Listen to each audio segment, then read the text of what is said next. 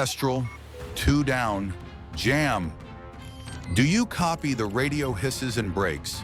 In the cockpit, a black woman's hand sets a small steel pendant, RF-27, on the A-10C's console.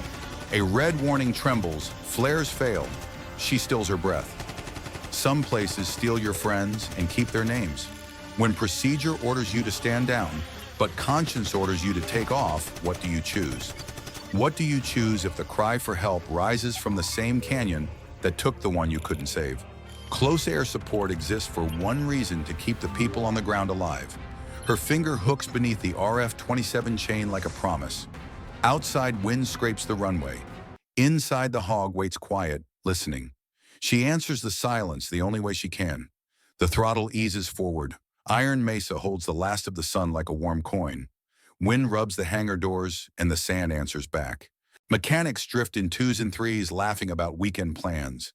Naima Brooks walks the long way around them, head down pace, even as if she has learned to be the quiet corner of every room. The badge on her chest still says pilot, but everyone knows a badge can lie. Rumors travel faster than fuel trucks. Grounded, they say. Too bold. Too reckless. Saved some lost one. The younger troops split their eyes, half respect, half doubt, and then pretend they weren't looking at all. Naima has no appetite for sorting which half is which. She checks the tie-downs on an A-10C that is not on her schedule palms, the cool metal as if it were a sleeping animal. The hog's skin is scarred and honest. Under that skin sits a tub of titanium around the cockpit, the kind of armor that lets a pilot bring a broken bird home. The A-10C is built to survive so the people below can survive. In her locker beneath a folded flight jacket sits an envelope addressed but never sealed. The handwriting is careful, Mrs. Alvarez. Inside, a letter she has drafted and redrafted to the mother of a JTAC who did not come back. She reads the first line again. Ma'am, I heard your son's last coordinates in my headset, and I have carried them every day since then. Slides the paper away before the old ache wakes up. She reaches for a strip of faded cloth tucked into the envelope's flap. Numbers are inked into it, neat and stubborn grid coordinates. When she smooths the cloth against the locker's metal, the letters line up into a name that tastes like grit. Raven 7. She presses the cloth flat with her thumb, not because it will wrinkle, but because her hand needs somewhere to go. Not everyone understands what it means to stand fast. Out on the ramp, a gust rattles the A-10C's ladder. Naima steps back into the light and lets the noise pass through her. She is not waiting for forgiveness. She is listening for a voice worth moving toward. The first thing is the hiss like sand across glass. Then a voice pushed through the static, thin as a thread. Kestrel, 2 down. Fuel, jam. Do you copy? RF-27. The room stills. Someone reaches to adjust a dial that doesn't need adjusting. Someone else looks at the floor. Naima doesn't move. The pendant at her throat feels heavier than metal. Colonel Hartley is the first to speak. Raven 7 is no fly. His tone is clipped official, the kind of voice that can turn a valley into a forbidden word. We've already lost 2 attempts in there. He doesn't add what everyone knows, that a third failure would stain more than a map. Grace O'Malley keeps her eyes on the waveform sliding across her screen. She doesn't look at Hartley. She looks at Naima, quick, steady. If anyone can fly that slot, she says, almost like she's reading the weather, it's you. The radio coughs again. Kestrel, contact north. Jam, RF-27. The number keeps returning the way a memory does when you try not to think about it. The technician at the end of the table whispers, "How is anything getting through?" Grace answers without turning. Canyons choke signals. Jammers do the rest. But sometimes turbulence opens a seam. She taps the waveform. Sometimes a prayer finds a pocket of air. Outside the tent, evening gathers itself along the ridgelines. A runner steps in with a clipboard and the smell of hot dust. Sunset -42, he says. Hartley nods to no one in particular. If we hit nightfall, he announces, they won't make it. Naima's hand finds the edge of the table. She imagines the walls of Raven 7 the way a hand remembers the inside of a glove. The crosswinds that collapse without warning, the dead angles where radar goes blind, the places where an aircraft is safest only because it is lowest. Low-level flight reduces the chances of radar and infrared lock. It is also where mistakes cost the most. Grace lowers her voice. I can keep your frequency clean. It's not a dare, it's a promise. On the radio, the last fragment arrives small but unmistakable, Kestrel, copy, RF-27. The pendant warms against Naima's skin. Somewhere beyond these walls, two men are bleeding into the dirt, and the valley that stole a name is calling it back. She doesn't say yes. She doesn't need to. The decision has already crossed the room and taken her hand. The memory does not arrive as a story. It arrives as a sound, the clean hollow clink of a brass casing rolling somewhere under her boot. Then heat oil cordite, a breath that will not go all the way in. Last year the flares failed. The screen went dead red, and the valley kept its promise. The JTAC's voice flattened into static, and the chair beside her on the ramp stayed empty for the rest of the night. Naima opens a thin folder. The form inside is written in the careful language of caution. She reads every line as if the paper could change its mind. Personal assumption of risk. She sets the RF-27 pendant on the margin, signs her name small and steady, and dates the line like a witness. The pen makes a dry whisper, and that is the sound of the wager. In the locker room mirror, the eagle between her shoulders looks back without blinking. If it happens again, she says to no one, and to one person, I still choose to save them. Without flares, there is only skill and earth you use, terrain, and flight geometry to break an infrared lock, cut across the seeker's eye trade, altitude for shadow let, cold stone steal your heat. She tucks the signed form into the folder. The pendant warms against her skin. She closes the locker, and the door answers with a soft metal thud, like a hand laid on a shoulder. Outside, a ratchet clicks a relay. Pops a voice calls, "Clear right." Naima turns toward the light and starts walking. The night is coming, and some decisions do not wait to be brave. Stand fast, she breathes. Breathe slower than fear. Grace meets her halfway down the corridor, headset, crooked sleeves, pushed to the elbows like someone who has already chosen a side. I'll keep your frequency clean, no one cuts in. No bravado, no flourish. Just a hand on the door and a steadiness that says she will hold the line if the wind takes the roof. Inside the hangar, tools speak before people do. A socket bites a ratchet, answers a relay, snaps like a match struck in the dark. Chief Mekhi Turner is crouched under the nose forearms, silvered with graphite. He doesn't waste her time with questions he already knows the answers to. Lockouts will slow you, he says, eyes on a panel. So we're going to pretend they're not here. He pulls a safety pin, reaches into the belly of the aircraft, and something hidden clicks into compliance. Check your yoke travel. She does. The movement is clean, the resistance honest. He glances up at the glare shield. RWR's alive. Those are your ears. If anything out there looks at you wrong, they'll whisper where. Grace slips past with a coil of cable clips in Tess, a whisper across the net, then two, then three. Stormcaller. This is Tower 2 on the shadow rail. Your lane is clear. Your lane is quiet. Clean frequency. A corridor no one else can see. Hartley appears in the doorway, with a clipboard and the weather at his back. He doesn't step in. He reads from the form he's already memorized. Unauthorized sortie will trigger recall. He sets the clipboard down as if paper could stop a storm. Timer starts now. He leaves before she can answer, which is its own kind of answer. Mekhi stands, wipes his hands on a rag gone black with years. He taps the fuselage twice, old superstition, older prayer. Old hog, keep your breath steady. Then he looks at Naima the way family does when words can't do the job. Bring her back empty if you have to, he says, but bring her back. Grace from the headset, Stormcaller, say the word. The pendant rests against Naima's pulse. The aircraft hums like a held note waiting to resolve. She breathes in, and the hangar breathes with her. The corridor is open. The clock is already moving. The runway glows like a thin ribbon of ember. Naima rolls, pauses long enough to feel the engine's weight settle into her bones, then pushes the throttle until the hog stops thinking and simply becomes what it was built to be. The nose lifts, tires whisper and let go. Air takes the aircraft into its old faithful hands. Stormcaller off schedule, Grace says, voice level channel clean, wind calm, corridor quiet. The desert opens, then folds. Naima drops a shoulder and slides toward the ridgelines where the ground learns to stand on end. On a screen in the command tent, a small bright dot moves south-south. South then dips below the lip of the world and disappears. No one exhales. Initiate recall, Colonel Hartley orders. His words are steady, but his jaw isn't.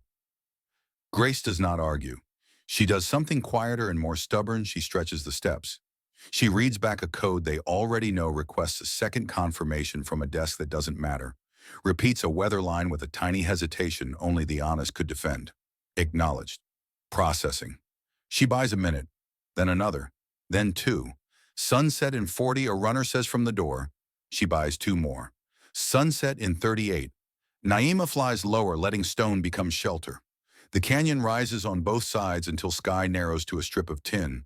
Terrain masking can blind radar at low altitude, her instructor once said, and the lesson sits beside her like a strapped-in companion. The hog's shadow ripples across the slope and vanishes into creases of cold. She is off scope, someone whispers in the tent, as if the quiet might change its mind. Half the faces turn toward Hartley, hungry for permission to be angry. The other half look at the floor and pray in their own ways. The room has separated into what the rules require and what a pulse demands. Stormcaller Grace says in Naima's ear, "You are clear on the shadow rail. Frequency remains clean." Ahead, the first bend of Raven 7 tightens like a fist. The altimeter ticks. The wind begins to change its mind. Night gathers on a clock that doesn't care who's brave.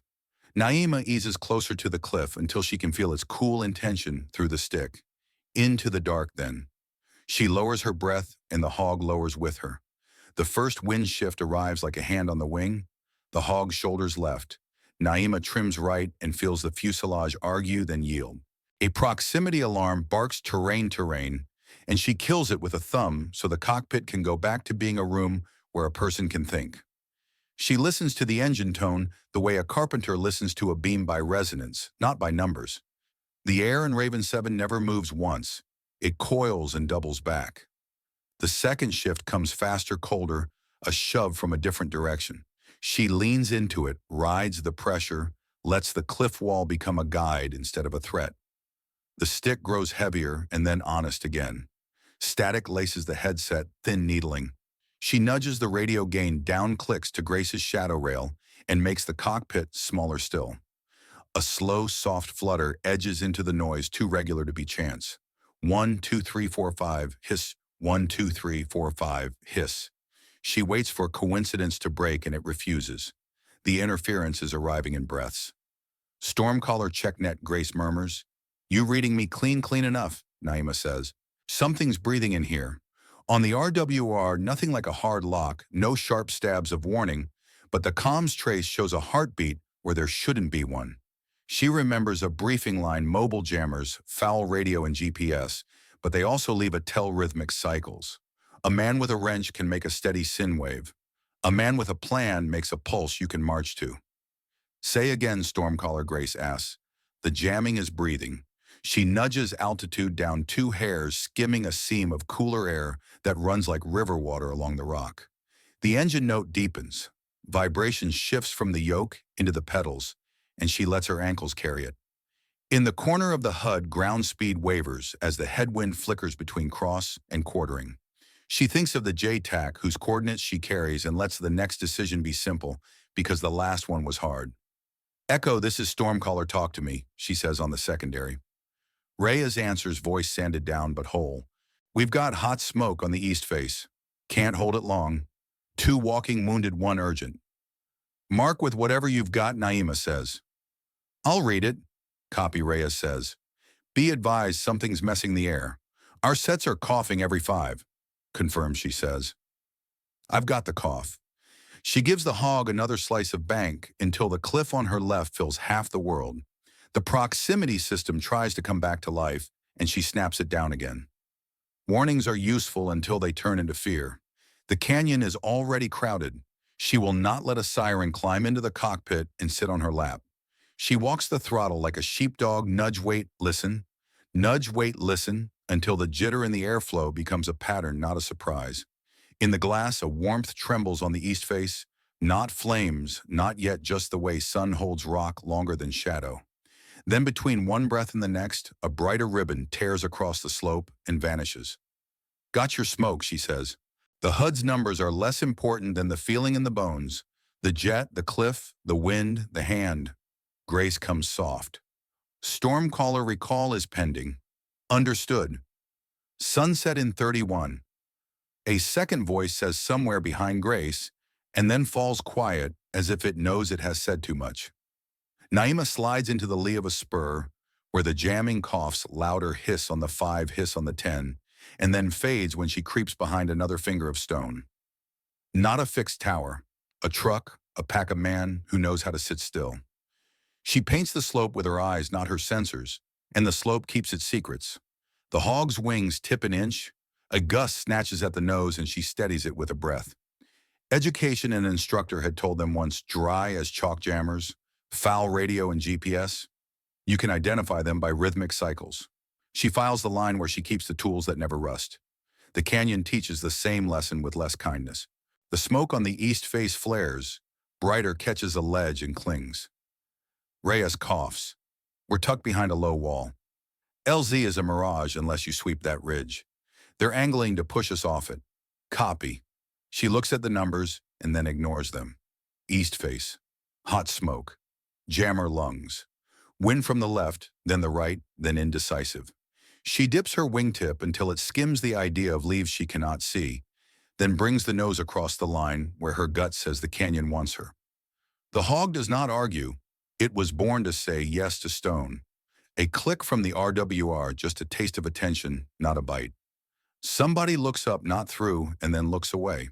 She jinks out of habit, then rides back down into the dark river of air, where noise thins and the engine's song hums true. Below a glint metal where there shouldn't be metal. A tube angled in from behind a rock, its mouth a little too clean for this much dust. Contact, she says to no one, to everyone. East face has a set of teeth. Say again, Grace asks. Teeth, Naima repeats. I'm going to knock. She breathes once, long enough to let her heart stop trying to lead and go back to following. Wind shudders. The cliff waits. In the headset, the cough hits on the 5, and she smiles without humor. I hear you, she tells the man with the dial. I hear you counting. She checks the yoke travel one last time, feels the stick settle into her palm as if it belongs there. The throttle edges forward. The hog lowers its shoulders. To save them, Naima must silence the noise and hear the canyon. She lines up the first run. She rolls left until the canyon wall is a pane of stone. In her side window, holds the nose a breath above the scree and lets the hog settle into its old habit, flying where the world says there's no room.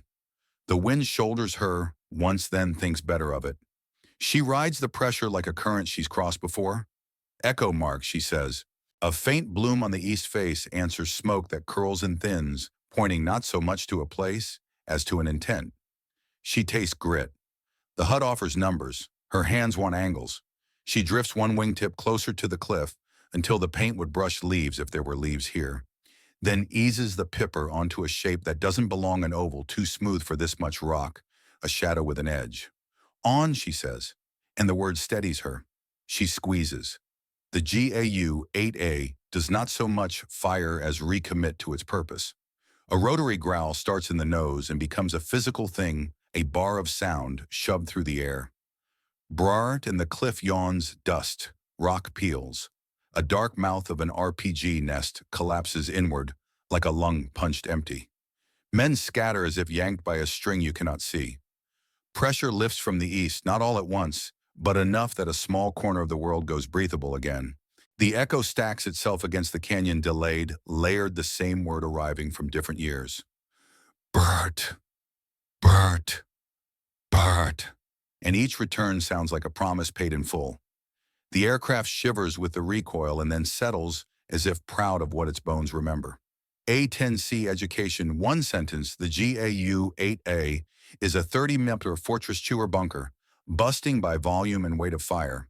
Contact left suppressed, she calls. Echo push 5. Reyes comes back hoarse but lighter. Copy 5. That did it. You bought us wall. Naima noses up a heartbeat to clear the falling debris line, snaps a glance across the ridge, and sees the way dust behaves when fear changes direction. A second RPG team, hastier, smaller breaks for a new pocket. She pivots on rudder skates, the sight down the slope, and taps a shorter burst. The cliff spits splinters. Figures fold and vanish. The east face stops reaching for the men below and begins remembering it is only rock. That sound, Reyes says not quite on his mic, and she hears it anyway. That sound tells the men below they haven't been abandoned. She doesn't answer.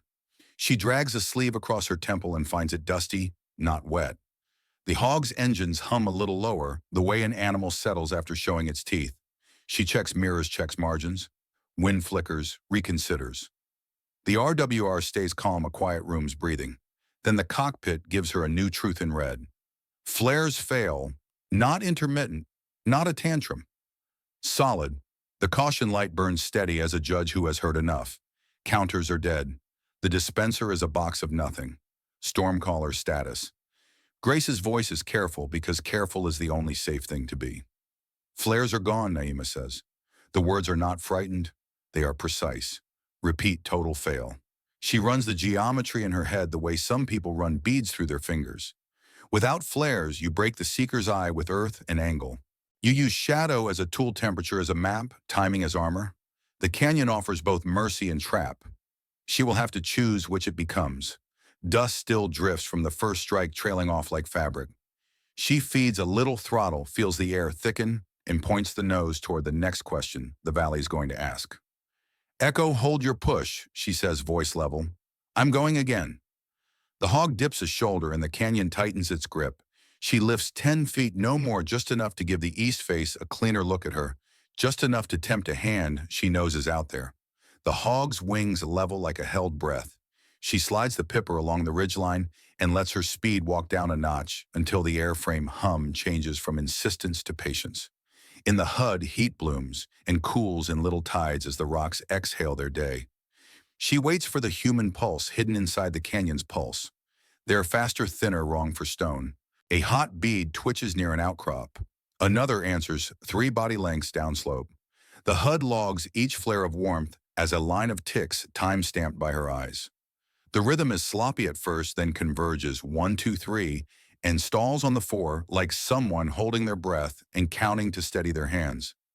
Echo, this is Stormcaller, she says steady. Seeing twitch on the east middle third. Copy, Reyes says. We feel them shifting. She keeps the nose just high enough to be interesting. Bait is a math problem with morals. You fly to provoke hostile positions into revealing themselves, knowing you are asking them to try to kill you. She gives them a silhouette they can believe in and a window so narrow they can't resist. The HUD notes another hot bead lift, shiver, and vanish behind a slab of limestone. Then 2 more farther north sync their movements like men trained to the same ugly metronome. Stormcaller, how close, Grace asks in her ear. Close enough to be wrong, Naima says. They're not guessing. They're waiting for a picture. She eases right to take a look at the south ridge, the one that kept its counsel during the first pass. The world tips and rights itself, and the strip of sky tightens. On the south face, nothing moves. No blink, no fidget, just a thin vertical suggestion of a person where a person ought to be rock. The figure stands as if the canyon were a balcony and the war an opera. He does not lift a weapon. He does not crouch or run. He watches. Naima feels the old practical anger rise and flatten just as quickly. She tags the spot with a gentle tap, South Ridge grid, burned into her glass and then into her head. The silhouette never changes shape. Even at this distance, stillness is a posture, and posture is a kind of speech. Grace, she says, quiet as a chapel. Mark a South Ridge coordinate. 1 silhouette. No fire. Marked, Grace replies. Say again, no fire, none, Naima says. He wants a show. Back on the east face, a tube peeks too far and flicks back. The HUD catches the flare and draws the line obedient as a pulse oximeter. The timing settles into that unnatural neatness you only get when training meets nerves. She could take the shot now. She can feel the way the GAU-8 would speak it, but the canyon has given her a second riddle, and riddles pay better if you let them finish their sentence. Echo, hold your smoke, she says. They're measuring me. Measuring, Reyes asks. Counting my passes. Counting my altitude. Someone downstream is writing the numbers. The South Ridge silhouette does not disagree. She climbs another breath, crosses the east face at a diagonal, designed to make eager hands twitch, then dips back under the lip so the radar will lose her again. The jamming coughs on the 5 hiss, and she answers by moving where coughs become whispers. Another hot bead rises, confused too soon, and blows its timing. She maps the error in her mind the way a mason maps a crack. Errors tell you where the weight lives. That's enough, she tells the canyon. I see the teeth and the tongue. She locks the South Ridge tag in the mission memory and lets the sight slide back to the east. The watching figure remains a nail hammered into the horizon, pinning the scene in place. Someone doesn't want her downed, they want to watch. She levels the wings like a decision. The hog tightens its shoulders for what comes next. The first hint isn't a light, but a feeling, the way the air hardens a fraction, as if the canyon itself has decided to hold its breath. Then the RWR gives a nervous tick, and the glass threads a pale smear behind her right shoulder. The smear sharpens into a spear. Somewhere on the east face, a man who has been counting finally says now. Launch, Naima says to the cockpit, to Grace, to anyone who needs the word to be real. She does not pull away. She cuts across. Every reflex a pilot grows in peace says to run from the line of fire. In a canyon with no flares and little sky, you run through it. She angles the nose to cross the missile's path at a slant that makes the seeker doubt what it thinks. It sees heat that moves wrong, a target that refuses to behave like a target. The hog shudders at the sudden ask and then commits. The altimeter doesn't argue. The cliff tilts from wall to companion. The missile is fast and honest. It chases heat because that is what it was taught to love. Its wake writes a pale thread the wind can barely erase. Naima drags that thread towards stone. Echo, hold, she says, breath measured. You'll hear me before you see the sky. Rhea's reply comes like grit over water. We can hear the hog, we won't fold. She pushes the wing down until rock fills her left world gray, gone to iron. Iron gone to something colder. The cockpit begins to vibrate at a pitch that goes through teeth. Air skates along the paint. The proximity system tries to resurrect, and she denies it the right to panic for her. Her eyes narrow to 2 altitudes, the one the missile believes in, and the one the cliff will forgive. The left engine coughs a wet bark that tastes of ozone in old oil. She checks temperature, checks pressure. The numbers sit where worry can't reach them yet. She lines her shoulder with the ridge and makes the next choice small, a thumb of rudder, a drink of throttle, a drop of the nose into shadow. Heat loves sun. Seekers love heat. She will give them neither. The missile slides behind the belly, hunting the hotter trace it was promised. She starves it. The cliff takes a piece of her noise and gives back a sleeve of colder air that holds like cloth. She is close enough to sense the cliff's intention, that quiet mass that doesn't care whether the world is at peace. The hog growls. The stick grows heavy, honest, alive.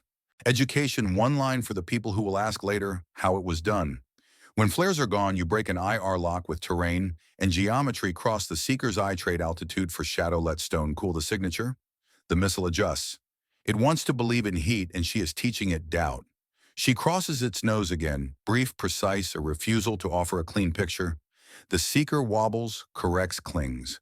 The cough returns from the left engine, and she answers with a firmness that is neither fear nor anger. Stay with me, she tells the metal. We're not done. Ahead, the canyon pinches into a dogleg where airflow goes strange. She remembers the map as a shape. Her hands know a gentle right that is not gentle, a rise that is not a rise. If she times the turn where the shadow thickens, the stone will finish the lesson. Grace, she says, mark me 10 seconds on the 5. Copy, Grace answers, and there is a click neither of them hears, but both of them feel 2 people measuring the same invisible seam. On the count, Naima lets the hog sink another breath and then knifes right across the missile's path into the cliff's pocket, through the line where hot meets cold. The sound inside the cockpit changes from a buzz to a low, punishing drum. The skin of the aircraft hums under her palms. Sweat finds the corner of an eye and dries before it can fall. For 1 second, the seeker loses certainty. In that second, Naima becomes weightless, and the hog becomes everything that ever refused to die. She hears the missile re-see her, re-love her heat, recommit. Too late. It hits the wall with the sound of a door slammed by a giant. Light without warmth. Dust billows up in a brown exclamation. Shards of old mountains spin into the air like thrown slate. The shock wave reaches her as a shove that means no harm, and still wants to see what she's made of. The hog ducks and shoulders through. The left engine coughs, then clears its throat like a singer about to go on. Splash Grace breathes and does not say more. Naima doesn't cheer. She does what living requires. She checks what has been bent and what has not. The gauges speak calmly. The airframe answers with a vibration she recognizes from other days that ended with wheels and hands, and the sound of men laughing into their sleeves because they were not yet ready to cry. This time she says not to notate it, but to bind it. No one stays in Raven 7. She lays the hog back into the center of the canyon, trades a thumb of altitude for a sip of speed, and lets the engine's tone become the teacher again. The jamming coughs on the 5 obedient as a school bell. She shifts lanes behind a broken fin of rock where the cough goes muffled. The south ridge remains a stern profile that refuses to be anything but a witness. Echo she calls status. Breathing Reyes says, holding. Your music helps. Music. The word lands where it's needed. She angles the nose toward a patch of sky that has not yet learned despair and lets the wingtip whisper to the wall to remind each of them the other is real. Her heart tries to run. She asks it to walk. Breathe slower than fear she says and does. For a long 10 seconds, the canyon offers her nothing but space. Space is a kind of mercy if you know what to do with it. She uses it to look ahead to the LZ flat ground that looks flatter than it is a promise wrapped in bad geology. The Chinook will come in heavy and wide, a beautiful target for anyone who numbers their victories in smoke. She still has to keep that sky clean. The missile is dead. The men who launched it are not. Her left hand skims the switches she cannot afford to use. Flares fail remains the gospel of the moment. She rehearses the geometry again. If another tube speaks, she will not ask the hog to outrun it. She will make it rethink her. Heat is a story. She will edit it in real time. Stormcaller Grace says on the shadow rail, respectful of the quiet, but unwilling to let it become sleep. Recall remains pending. Understood, Naima answers. Tell them pending means after the men are on the bird. A breeze twists and dies. Dust lifts and settles. Somewhere unseen, the jammer breathes on the 5, and for the first time falls half a beat out of its pattern, as if the man with the dial was distracted by the sound of stone swallowing fire. She files the micro stutter where she keeps small advantages. Echo your LZ in 2, she says. I'll sweep the ridge once more. Copy. We'll move on your mark. She looks to the south ridge again. The watching silhouette is still a nail in the sky. The watcher does not flinch, does not clap, does not own a face she can swear to in a court of anything. It does not matter. It matters later. The now is a rectangle of earth that must be kept ordinary, flat, boring, survivable long enough for a pair of rotors to arrive and change the math of a day. She resets her grip. The yoke is warm now, not hot. The hog noses down a degree that you could call faith. Alive, yes. Systems weakened, yes. Responsibility unchanged. She rolls for another pass. The first thing is the thump of rotors, a heartbeat you can measure with your ribs. The CH-47F comes in from the west low and wide blades, harrowing the dust into a pale river. Naima eases her arc above the flats and lets the hog circle like a patient hawk. Below the LZ resolves into what men on the ground need most, something that looks ordinary. Echo, you're green on the north edge, she says. I've got your roof. Copy Reyes answers, moving now. The Chinook flares, settles into its own storm, and the seals break cover with that practiced, unshowy speed that wastes nothing. 2 carry a man between them, one leg trussed straight. A third walks backward, muzzle steady eyes, never leaving the ridge. Another pair drag a kit bag and a life in the same grip. They climb the ramp and flow sideways to make room for the next. The bird squats under the weight and does not complain. Naima drifts through another pass eyes on the places where trouble likes to learn patience. The east face shows the after image of her work scars of rock dust still falling in a tired veil. She wants to believe in quiet. She refuses. Without you, Reyes says, voice half on the radio, half in the wind, nightfall would have swallowed us. Not today, she answers. She takes the temperature of the valley the way a nurse takes a wrist-light pressure, attentive, unwilling to be fooled. The heat picture isn't clean. Pockets cling where they should have bled away by now. A thread of warmth travels where wind argues it shouldn't. And the jamming cough on the 5 on the 10 misses a step, catches it, misses again, as if the hand on the dial is busy with something else. A-10C education. One line for the folks at home. It's tough because the cockpit sits in a titanium bathtub and the systems double up, mechanical and electrical, so a hit can hurt you without ending you. Stormcaller Grace says softly, "Second Chinook is on the hold. 2 mics out. Understood." Naima slides along the southern edge of the bowl, letting the wingtips sketch a line between sky and stone. The south ridge looks like a painting of stillness. No twitch, no dust kicked by a boot. The watching silhouette is there and not there, the way a memory stands where you left it. Quiet should come as a gift. This quiet arrives like a plan. Echo status on load, she asks. 2 aboard, third moving. We'll need 1 more cycle. Make it clean, she says. I'll keep eyes. She dips, climbs, dips again, listening for the story inside the noise. The radio breathes the cough, late the cough early, and the thermal picture shows a thin, cold smear sliding upwind along the south face as if someone had learned how to carry shade in a bag. She files it. She keeps circling. Below, the first Chinook lifts into its own weather, turns nose left, and steps away from the ground. The ramp rises like a promise kept. The south ridge stays strangely quiet. Naima's hands settle deeper on the yoke. Grace, she says, log a note on south ridge. I don't like a silence that chooses me, logged, Grace replies. Naima widens her orbit, buying the second bird room to breathe. The canyon answers with a hush that isn't mercy. She feels the decision forming just out of sight, the way a storm forms behind glass. Echo, she says, voice level, hold tight. I'm going to ask the ridge a better question. She turns the hog's nose toward the quiet that thinks it can pass for peace.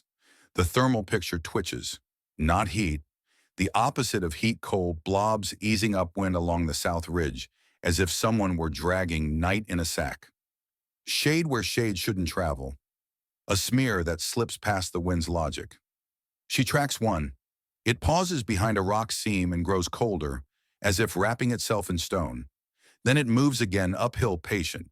Another follows, offset by 20 yards, same pace, same discipline. Not a retreat. An approach with the temperature turned down. Grace confirms south face anomalies. Confirm, Grace says. Cold where warm should be. It clicks. Not the men, not the wall. The bird. A Chinook settling into a hold is a magnet for every lesson an enemy ever learned. Big rotors, hot engines, a silhouette the size of a promise. You don't always aim at the soldiers. You aim at what will carry them home. Echo, Naima says, voice clipped, be advised, real target is the aircraft. South Ridge is staging for a shot on the next bird. Say again, Reyes asks. They're masking heat to play dead, she says. They'll wake when the Chinook commits. Education 1 line, a clean LZ can be bait, quiet ground to lure fire onto the aircraft.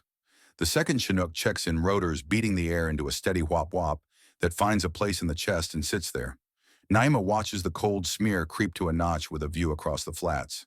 If she waits, the geometry becomes theirs. Tower Stormcaller, she says.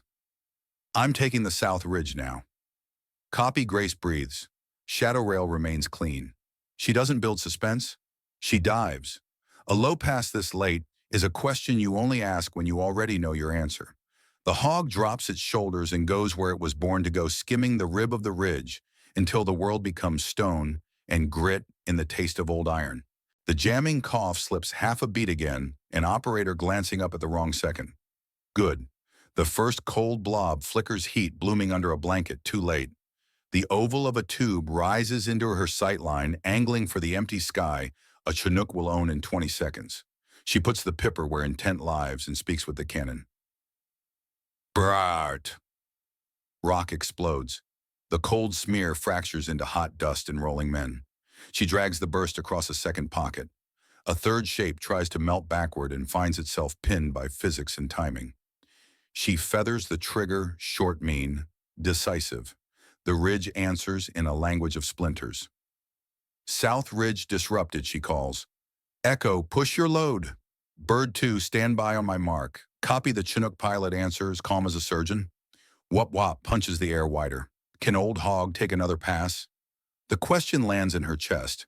The left engine clears its throat like a singer finding pitch. She smiles without teeth. One more, she tells the ridge. Then we're square. She rolls back in lower, tighter targeting, not the mouse of tubes now, but the shoulders where men brace to fire. Dust lifts and lingers. Figures scatter into the mathematics of caution. The jamming cough collapses into an irregular wheeze. Someone broke their metronome. Stormcaller Ridge is quiet, Grace says. Quieter than it should be. Good, Naima says. Let it be holy for 30 seconds. Echo moves, she adds. Bird 2, commit. The second Chinook drops its belly to the earth, ramp yawning wide. Men run and carry and refuse to lose anyone to the clock. The wop-wop swells, then steadies, then begins to climb as the bird lifts into its own weather. Naima takes one last look at the South Ridge. Stillness for once looks like surrender and not theater. Roof is yours, she tells them. I'll keep it clean all the way out. And the hog dented in faithful circles to make that true. They do not take her to the flight line office with the coffee rings and the map tax. They take her past it, past the badge readers that blink like patient eyes to a low concrete building that has never had a window and never needed one. Inside, the air is cool enough to keep a secret. The room has a table, 2 chairs, a pitcher of water that pretends to be friendly, and a folder the color of rules. The man already seated isn't wearing rank. He has the stillness of someone who has watched too many people choose and has learned not to move while they do it. He does not rise. He does not offer his name. He opens the folder and slides a glossy sheet across the table until it rests by her hands. It is an infrared, still her A-10C caught mid-dive heat drawn like chalk around the engines. The GAU-8 Avenger burning its signature into the air. But what matters is not the aircraft. It is the figure on the South Ridge, thin upright, colder than the stone it leans against. No rifle lifted. No hurry. Watching. He slides a second image. Different day. Same ridge. Different angle. Same posture. Watching again. Naima does not touch the photos. He didn't fire. No, the man says. He was there both times. Yes. He lays down a third sheet, this one text. The header is a small block of language that has learned to hide Ref 27. A string of numbers and letters follows the kind that only means something to the people who ask for it in quiet rooms. We used your case file code to authenticate the comms, he says. It increases the chance a particular pilot will answer. She lets the sentence sit where it belongs, heavy without drama. RF 27 is last year. Your last canyon. He does not apologize for what comes next. The call slipped through a mobile jammer by chance. The code did not slip by chance. In another room, in another version of this moment, someone would shout. In this one, she pours water, does not drink, sets the cup down. You pulled me back. We created a path, he says. You flew it. Who is we? He closes the original folder and opens a smaller one, blank of markings edged like an answer. Inside is a patch black cloth, quiet stitching a name that could be a weather report or a prayer Stormcaller. He sets it between the IR stills. We are the part that watches patterns, ours and theirs. We are the part that asks whether courage is repeatable. And theirs, she asks. They were measuring you, he says. Not just you. Anyone like you. KS pilots under flare loss with mobile jamming in complex terrain. They wanted to know your threshold's altitude where you break lock time. You will buy an LZ, how many passes you will risk for a load of wounded. They were writing it down. Who gets to play chess with human lives? The question is not a flourish. It is a fact that tastes like metal. When the system runs out of answers, he says, we call you. She looks at the photos again. The watcher on the ridge is so perfectly still, he seems painted there by a hand that dislikes mistakes. Did you put him there? We don't run both sides, he says. We read both sides. And you used RF 27 to make sure I would come. We use the truth you carry, he says. Your friend's last grid. The file that taught your name to our memory.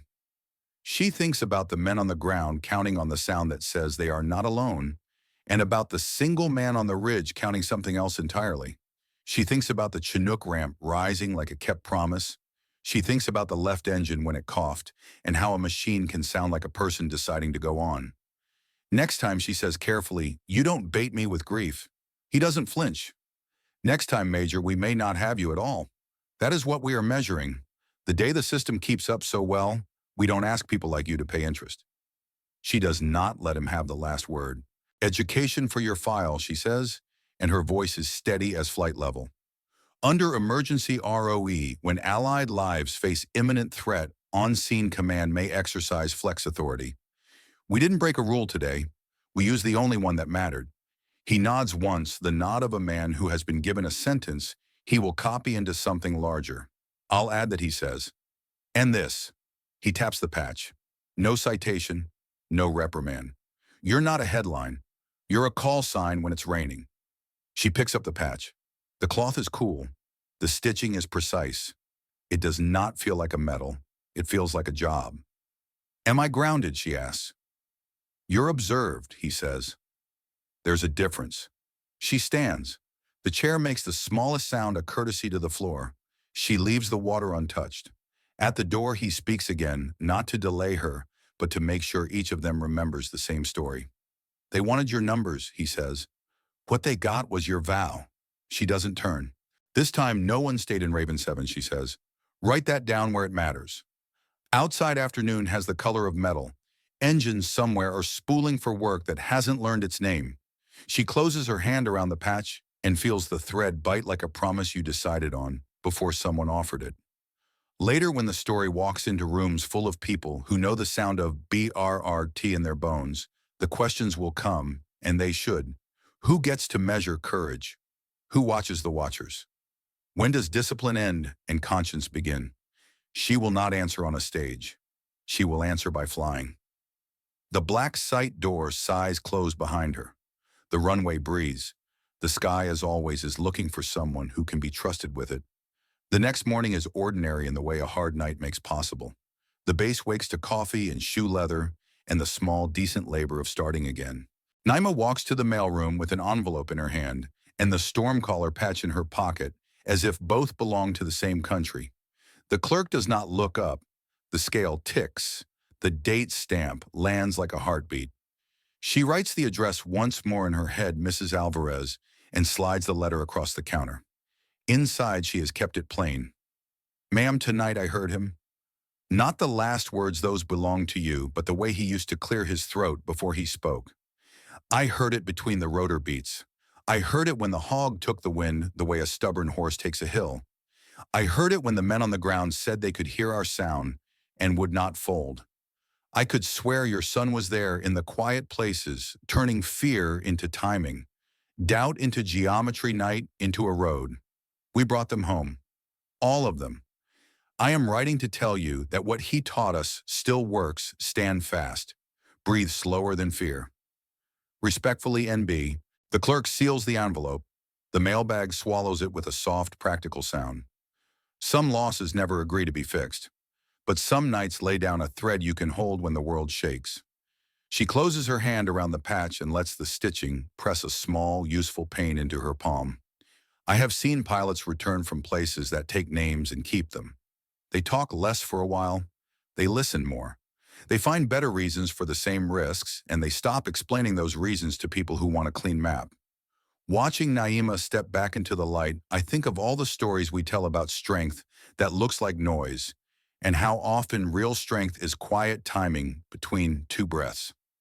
Discipline is the pillar. Humanity is the lifeblood. When they move in phase, we save lives, and we save the system itself. The forms and the checklists matter. They keep us from lying to ourselves. But sometimes the only honest box to tick is the one that says someone is bleeding right now. We do not glorify rule breaking. We honor the stubborn craft of doing the next careful human thing when the book falls behind the clock. There will be those who study last night for the wrong lesson, counting passes as if courage were a number. There will be those who try to write the watcher on the ridge out of the picture because it makes the picture less comfortable. But the truth is not threatened by a witness. The truth turns its face to the witness and says, look harder. That night, they didn't just test an airplane, they tested our conscience. And this time, conscience won. It won in the colors of dust and oil and old titanium. It won in hands that lifted a wounded man 1 inch at a time. It won in a cockpit where a warning light stayed red and a pilot refused to let fear do the flying. It won because a team heard the familiar Bertie and chose to move, not to freeze. It won because we still believe the ordinary duty of bringing people home is sacred. If you have served, if you have waited by a phone, if you have stood on a porch listening for a distant engine that meant they're coming, this story is yours too. Tell someone younger why the sound of a hog over a canyon is the sound of a promise kept. Tell them that standing fast is not hardness, it is care under pressure. Tell them that the men on the ground do not need heroes, they need craft calm and the voices that say, I'm with you the whole way. And if this moved you even a little, lend it your breath. Share it with a friend who wore a name tape, with a neighbor who doesn't know what cast means, but knows what it means to hold a door. Comment with the one line you would want a pilot to hear in the headset when the sky gets small. Subscribe so these stories of honor and compassion keep finding the people who need them at midnight. We are building a quiet library of nights like this, not to glorify danger, but to practice gratitude and to teach timing to courage. As for Naima, there is no victory parade for doing your job as if it mattered only the next pre-flight, the next headset check, the next unimportant morning, where someone's life is going to depend on how you use a shadow. The patch will live on her sleeve, but the vow will live where it always has, in that small space between the warning and the decision. There will be more ridges. There will be more watchers. There will be more calls that slip through the jam like a prayer finds a pocket of air. When the frequency goes clean and the room holds its breath, we will meet her there. Stormcaller is only a name until the weather changes. Then it is a promise. And this is only one chapter. If you want to walk with us into the next canyon to see how discipline and humanity keep their rhythm when the rules get thin, stay close. We'll bring you along. We'll bring them home.